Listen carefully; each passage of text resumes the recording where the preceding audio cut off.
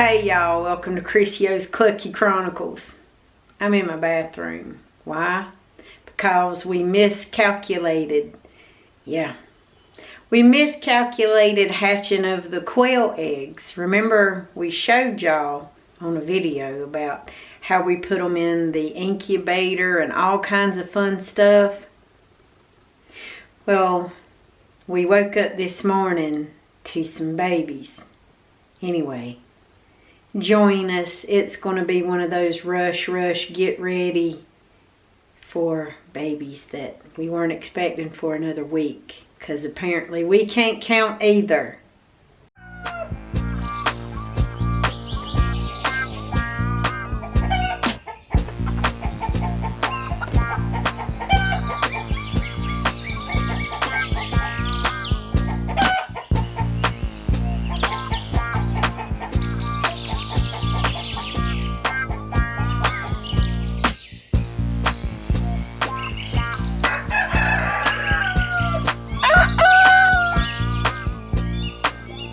Alright, remember we were talking about hatching and all kinds of stuff.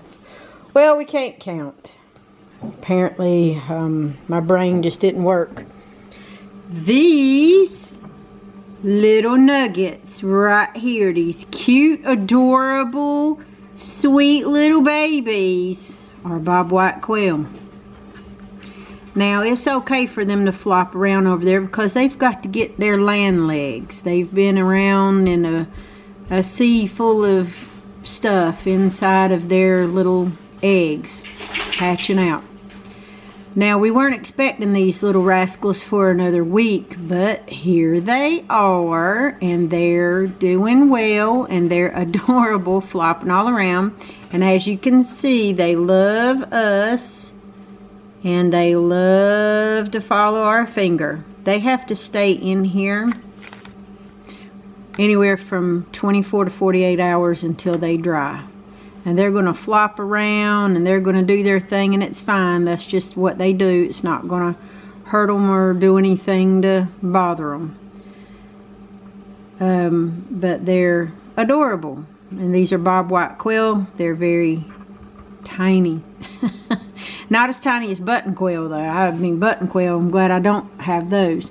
But I'm going to move around over here, see if I can show you right there. Right there. Do you see that egg? Looks like it's breathing a little bit. The one beside of it too. Those are pips. There's a pip right over here on this egg, right there. But those cracks are babies that will be breaking out before too long.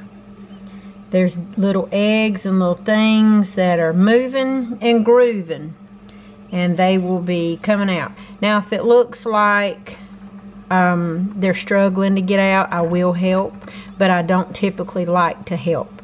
I don't typically want to get them out. I want them to have enough strength to be able to do it on their own and not pull on them, because if you look inside the shells here, there's all types of veins and membranes and things that are connected to these cute little fluff babies. And if you pull on that and you don't know what you're doing when you're assisting getting them out of these eggshells, you could cause a massive bleed inside of these babies, and they can bleed to death. And we really don't want that. So we are going to get our brooder. We have a homemade brooder. It's a clear plastic tub. You've probably seen it before. If you haven't, go back to the other videos and look at it. And we are going to get that clean and scrubbed. We scrub everything with Dawn dishwashing liquid. We scrub it. We wash it out and we dry it. We dry it really well, then we put bedding in it. So we're going to show you how we set all that up and do all those things for these adorable, cute, little fluffy, sleepy babies. They sleep, they flop around. It's normal because that's just what newborns do. Newborn quail will do the same as chickens. They will get up, flop around. They got to figure out their feet. We got to make sure that everybody looks good, and I'm not going to bother them because they are perfectly fine in this environment. They'll rest, as you can see, and they'll do their thing. And with them chirping and beeping and doing the little noises that they make, they will call to the other ones who are trying to pip and get out. And sometimes they'll even assist. So, we're working on it. We're working on it. But they are so cute.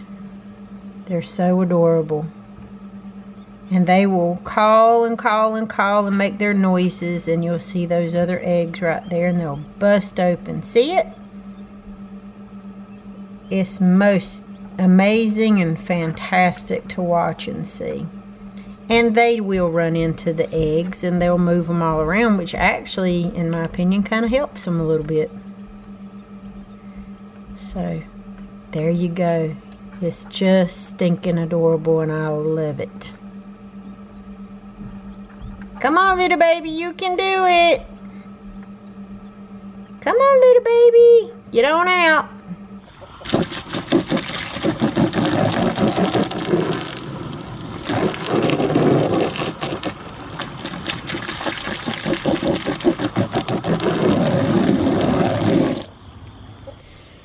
So we use a clear container here, as I've showed you guys before. You can use any size clear container. I use the larger size ones. Don't even know if you can even see that anymore. I can't. But anyway, so we use the larger size, especially when we're dealing with a lot of hatchlings. I don't even know how many we're going to have this time. We could have 10, we could have 12. Our hatch rates are generally, for the most part, really good. We're right now batting between, out of, I think, 30 eggs. We candled again yesterday, and we're probably going to hatch maybe a dozen. So it's not too bad. You know, it kind of is what it is. So we do pretty good. We do pretty good with those. We use Dawn, just a plain Dawn dishwashing liquid. We also use Dawn Power Wash. So we scrub these tubs inside and outside. Then we completely dry them. We towel dry them off. We want everything completely dry and sanitized as much as possible, because I do not want to put any new baby, I don't care if it's a quail, a baby duck, or baby chicken, I don't care what kind of baby fowl it is. We've got to sterilize our containers. These containers last a very long time. They last us for years, and we continue to use them. So let's get to scrubbing. We wash the bottoms really well. We wash the sides really well, the handles. We do everything because, you know, and the older they get, the messier they're going to get. So we end up scrubbing it more.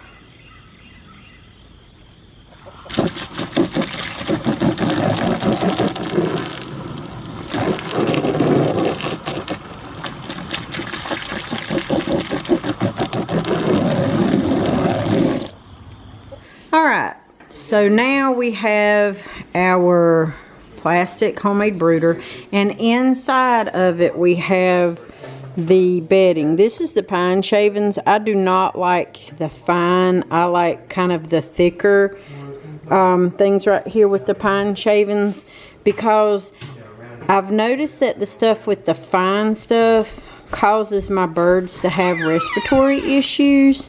So I use these thick, you know, pine shaving chunks instead.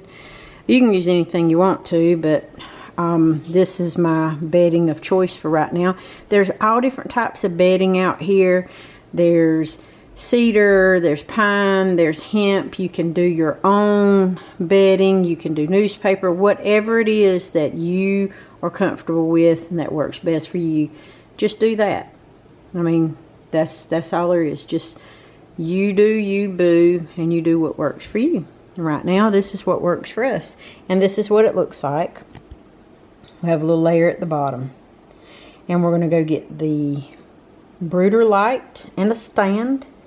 And it will hang over the top up here. It'll hang over and it'll keep everybody nice and warm. And I have a lid that goes on top of this that will show you later on as they get bigger, when they start, you know, trying to fly and jump around, so they don't jump around my house. We'll put the lid on it, and as they get bigger, we will clean and scrub. We wash and scrub everything and change the bedding out about every 3 days until they get of a large size, several weeks old, and we'll clean every day, and then we will introduce them to the other quails in the quail barn. We'll move them out there. So far, so good. Fun times. Okay, Jeffries, just to let you all know, and Brian, don't forget Jeffrey and don't forget Brian. Alright, we have hatched some of your babies because you keep doing that. Now what I'm going to do is I'm going to take these eggs in here. There's a pile of them. And I'm going to wipe them off the best I can. I'm not going to wash them. I'm going to wipe them off. And I'm going to see if any of these will hatch, which they probably will. We'll put them in there. We'll see what goes. Now, the last I checked, I did have a broody hen. I don't know if you can see her. I don't want to bother her too much. But I do have a broody hen, a mama quail. Now I'm just going to leave her alone because she's been doing pretty good, and the boys have actually been bringing her some food. So she comes out, but she's been laying on those eggs and doing her things. I'm just going to leave her alone. Maybe this one will actually be broody. I don't know. But we've got to come in here and sweep because these rascals, they make a mess of everything. But the eggs that are over here, I'm going to gather those once these babies hatch, and I clean everything up. I'm going to put those in the incubator and hatch some more. Why not? Quails are beautiful. They are so tiny, but we have moved them over.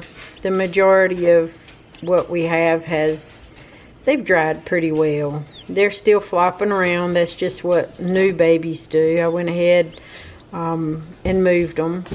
We have their start and grow there. And if you'll notice over here in the water, when you have little small tiny birds such as these adorable cute little bobwhite quails, what we found is that if you put little pebbles, clean your pebbles, wash them good, scrub them good, put your pebbles in with your water container there.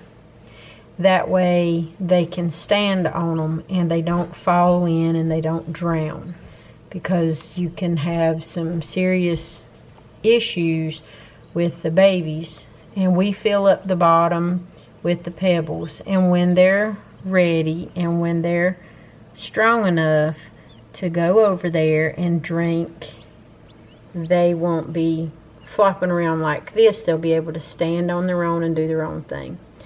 Now by tomorrow, or even by tonight, because they're dried off, I will start working with them on where the feed is and where the water is. We have the light on them. They're uncovered, so they're inside of here. There's 9 of them right now. They sleep a lot. Sorry for the fuzziness of the bucket. We've washed it a ton. Let me get back over here. So, we will make sure everybody gets plenty of food and plenty of water. They're basically, quails do like chickens do after a couple of days. They just want to be warm, they want to be snuggly, and they want to be able to get to their water and their feed, and they'll come and go and eat as they please. So they're absolutely stinking adorable. I love bobwhite quails. They are so cute. Uh-oh. We've got one that has turned over. Let's get you fixed back, buddy. There you go. There you go. Alright. Let's fix him. Sometimes they knock each other over. And a lot of times I will make sure everybody's doing good. So they'll flop and flail around a little bit. But once they get their little leggies, I can guarantee you by this evening tonight they'll be running around. And they make the cutest little sounds ever. Now, I'm sorry that this was a short video today, but we did do a lot of things. Showed you how the quails are hatching in the incubators. Showing you how we moved them over, put them in our own homemade brooder box. And you can use any kind of brooder box you want to. You ain't got to do a clear one like mine. The only reason at all that I do a clear brooder box is because I found out over the years that if I use the colored tubs or solid tubs, they can't see me. So when I walk up on them, I was scaring the living quail crap out of all of them. So I didn't want to do that. So by having them in the house for the first couple of weeks, they get used to our voice, they get used to us. I handle them. We start messing with them around day 2, 3, really handling them. And they get used to things that way. So having that clear box made it a whole lot easier for me to be able to see them. They could see me. I wasn't scaring anybody, and it just worked out a whole lot better. So you do you, boo. Remember, no shame in this game. We're all in it for one reason. That's to care for our animals, take good care of our flocks, and make sure everybody's got what they need, and make sure everybody's healthy. So we're just doing our very level best. So with that being said, I'm gonna go gather some more quail eggs here. I'm gonna candle them. And when this last little bit hatches out, I'll clean that brooder, or incubator, sorry, I keep saying brooder, I'm gonna clean the incubator, put them in there, and then by the time they hatch, my other ones should be ready to come out here, because they should have their little flighty wings by then, and they should be happy, happy, happy with the rest of the quail out here.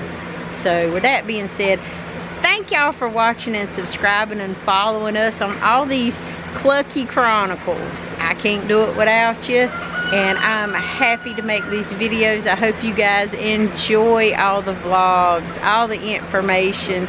We like to have a good fun time here. So on behalf of me, Chrissy O, and Jeffrey and Brian, the bobwhite quails, we're gonna catch you guys on the next video. Don't forget, like, subscribe, share, whatever that rooster just said, do that too. And y'all have a clucktastic day. Bye.